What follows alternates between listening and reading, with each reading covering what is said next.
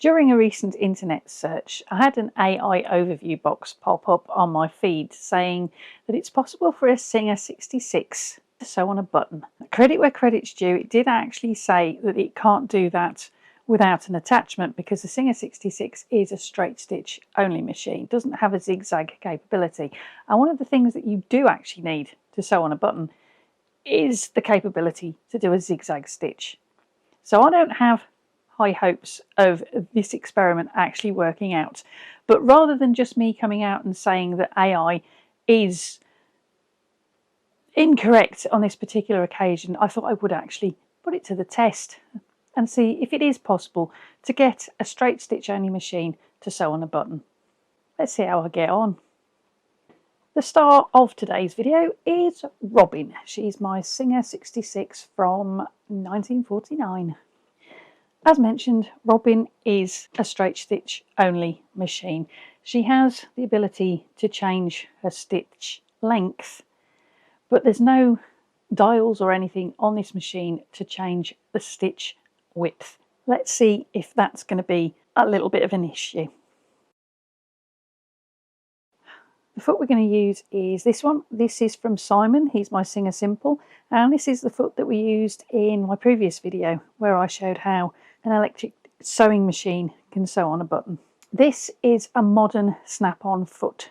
Now, due to the age of this particular Singer 66, it doesn't actually take snap-on feet unless you use one of these. This is a low shank adapter, which will enable this machine to use a modern snap-on foot. So that's the first thing that we're going to need to put on. Another thing that we're going to have to do is we're going to have to stop these feed dogs coming into contact with the bottom of the button. Now, the Singer 66 can't lower the feed dogs, so what we're going to need to do is find some way of covering them. And for that, I'm going to borrow a little piece of equipment from my buttonholer, and that's this bit.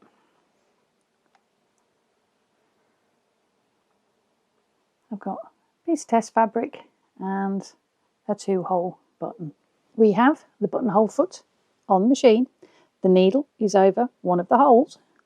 I'm just going to grab my threads for a minute and use the hand wheel to lower the needle into the hole. And it's gone through nice and smoothly. So far, so good. I just have a slight little problem now. I can't actually change the position of the needle on this particular machine. It doesn't go from left to right. It just stays where it is. So in order to get it to jump to the next hole in the button, I'm going to have to manually move the button from one side to the other. Make sure the needle's out of the button for a moment.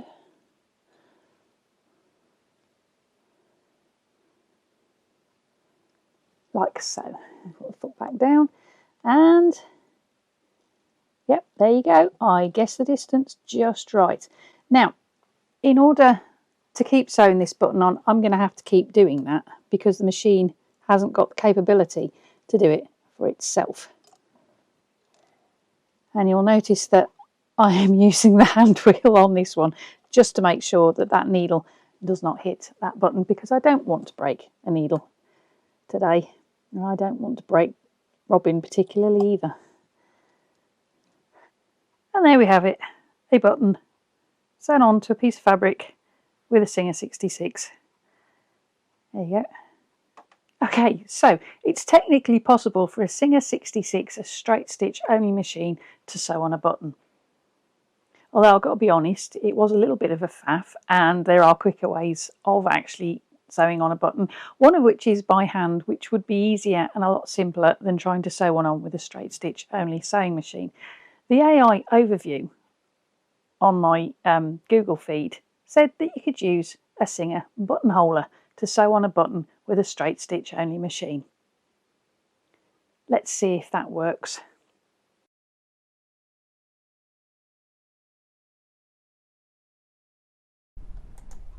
I've checked the manual for both buttonholers. I can't find any reference at all to these gadgets being able to sew on buttons. Let's just check what AI said again. This is going to be interesting. We've already got the base plate fitted to the machine, so now all we've got to do is fit the actual buttonhole.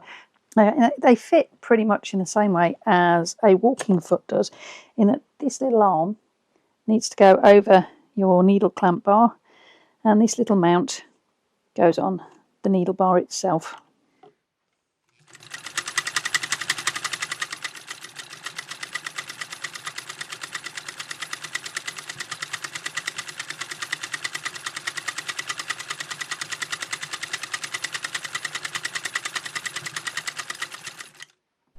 That's a nifty looking buttonhole.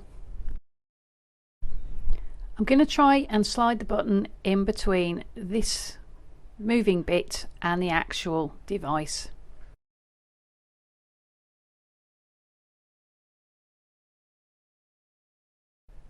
Like so.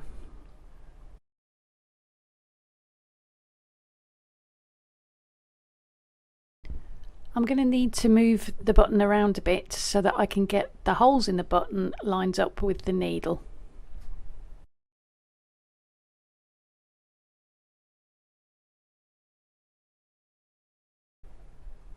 Which is easier said than done.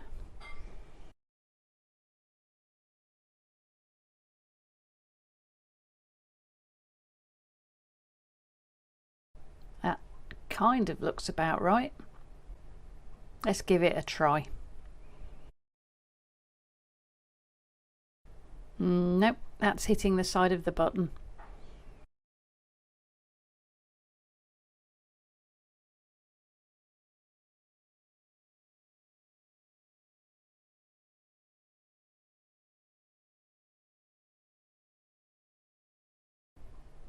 It'd be a lot easier if that pointy finger thing wasn't in the way.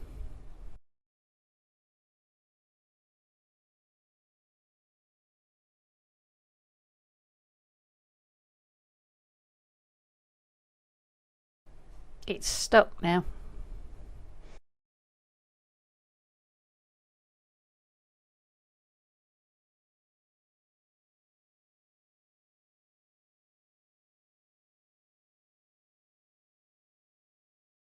Let's try moving it forwards a bit. Oh, bother. Next thing I'm going to try is putting the button on the top. There's nothing to hold the button in place while you actually sew it on, and it won't even lie flat on this part.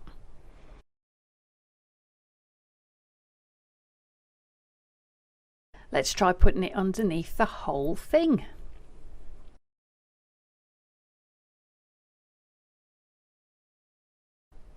Okay, give it a little bit of a wiggle again to try and get those holes lined up with the needle.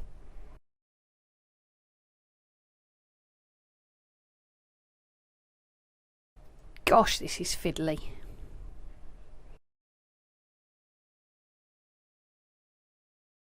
Let's try that. Yay!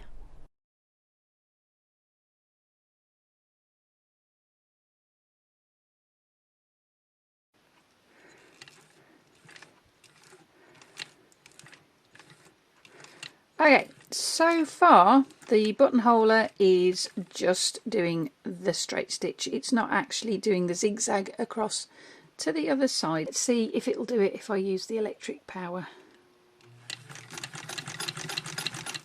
No. Okay, this is not going at all well. Let's see if I can change the actual setting for the width of the stitch on the buttonholer itself. That's what this control here is for. Let's make it a little bit wider. Let's try that.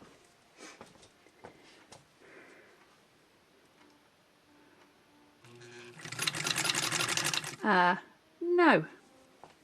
To be perfectly honest, I think sewing a button on with this buttonholer, as suggested by AI, is completely busted. I don't think it's actually possible. And the reason why I don't think it's possible is because, if I just take the button and the fabric out from underneath the machine for a minute, In order to use the buttonholer, you have to cover up the feed dogs, and if this thing isn't in contact with the fabric, which it can't be if the button's in the way, there's no way of the buttonholer moving the fabric in order for it to create the zigzag.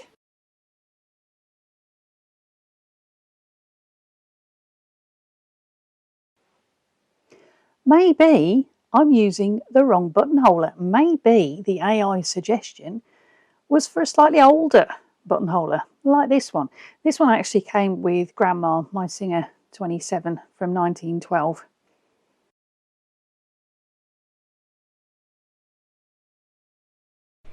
I've checked the manual on this one too.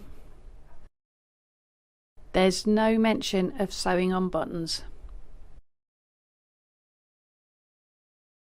I've popped the button on the top. Again, there's nothing to hold it in place.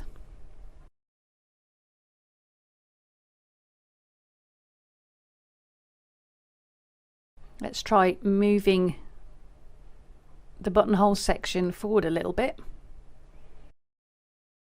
No, I can't get it to go underneath the needle because it's too wide.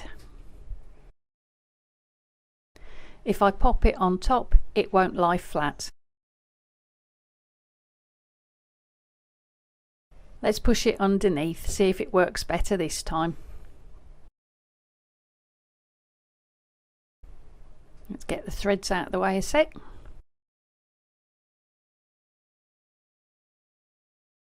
And give it a go.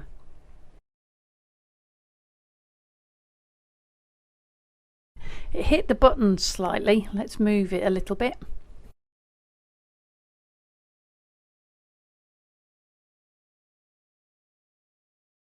There you go, it's gone through one hole.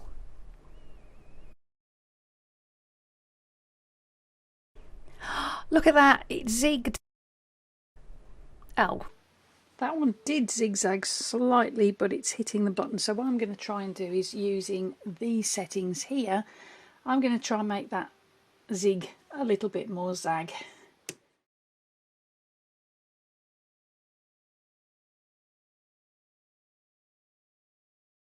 Ooh! So far, so good. Oh, it caught then. I'll just get rid of this loose tail a minute.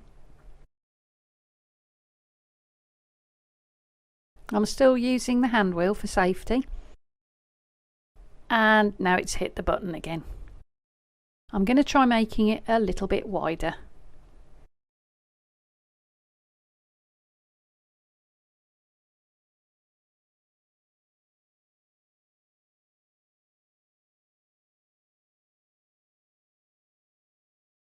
Oh, it hit the button again there.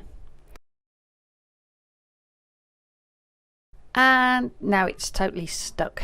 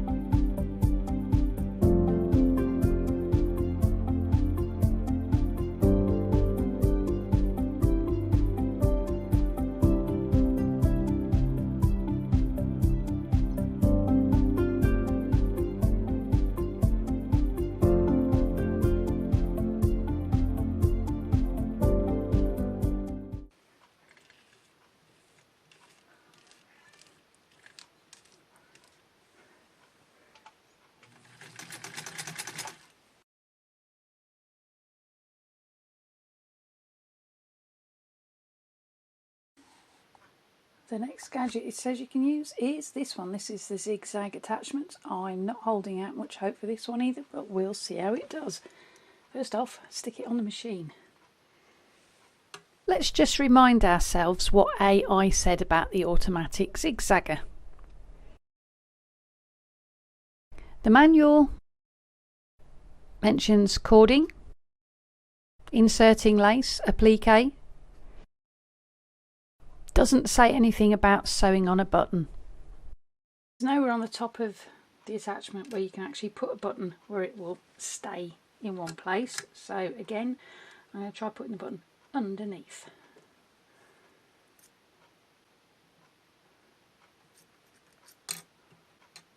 I can't actually see the button now. I have no idea which way around those holes are going. Not much faffing about. I think I've got the holes underneath this little gap in the foot here. That did take a while, and to be perfectly honest, I think this one's busted too, because the time it takes you to mess about and actually fiddle about with the button to get it under the foot, you could have sewn the button on by hand. But we're going to give it a go, see if we can sew a button on with a zigzag attachment. Let's see if that's going to clear. No.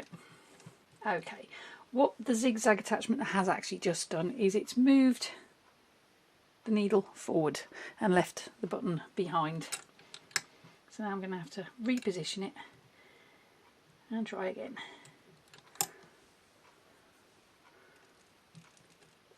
Oops. Okay, that's gone through one hole. And it's gone forward a little bit. It's gone into the same hole there. Oh, that's caught the end of the hole.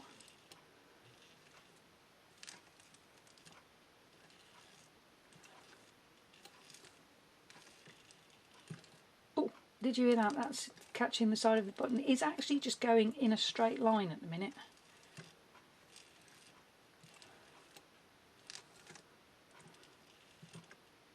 And that's catching on the other side of the button.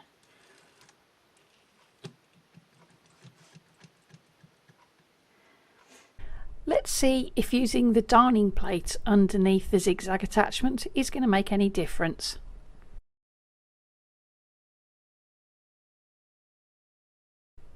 Nope. And the reason for that is it's because the little grooves on the back of the foot can't reach the fabric, so the foot can't move. So, sewing a button on with a zigzag attachment with a Singer 66 straight stitch only machine, well and truly, totally busted. It's a good job my Singer 66 wasn't in the process. Extra special thanks to Robin, my Singer 66, for being so patient and for putting up with me testing these different gadgets on her to see if I can sew on a button using a buttonholer or a zigzag foot.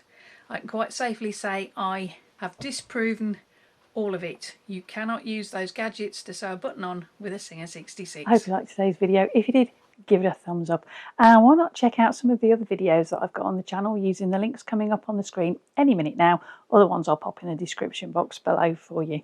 And why not subscribe and click that little bell so that YouTube can let you know when I've uploaded another video. You can also support the channel by becoming a member for additional perks like early access to my long form videos. Whichever video you go and check out next, I'll see you back here for the next one. And in the meantime, whatever you're sewing it with, embrace your creativity and have fun. Thank you ever so much for watching. I'll see you next time. Bye for now.